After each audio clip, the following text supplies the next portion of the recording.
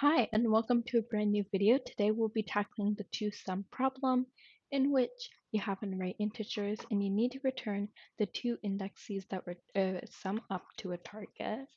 So for example here, the target's 9, we have 2 plus 7 is 9.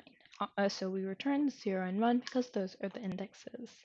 Now, it might be very straightforward to just have two nested for loops do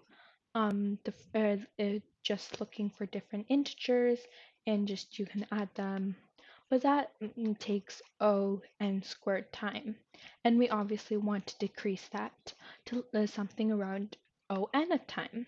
So in this video I'm just going to show basically a more improved version of that algorithm.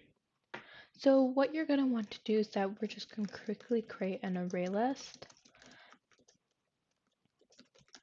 And and we're just going to iterate through nums and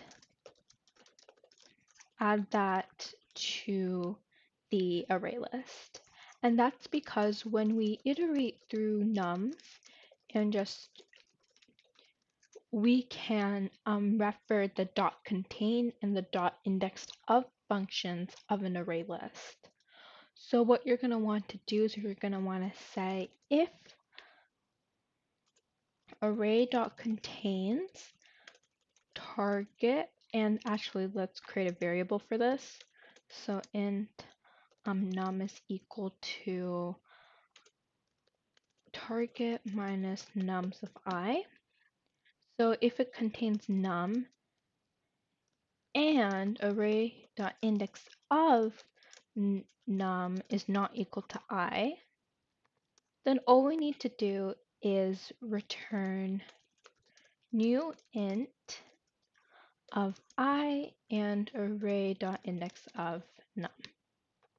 And that's it basically. And obviously at the end, just in case, just return -1, -1. But this is all you need to do. What we're doing is we're saying that if it contains target minus nums of I, then just return the indexes.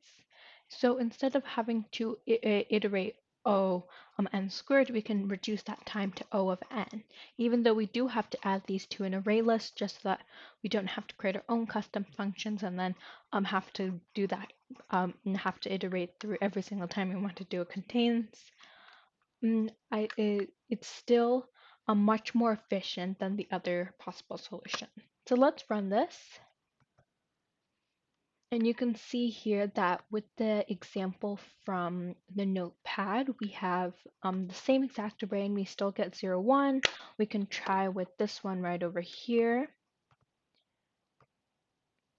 I'm just gonna change this to 6. And now if we run it, you get 1 and 2, which is what's on the spreadsheet.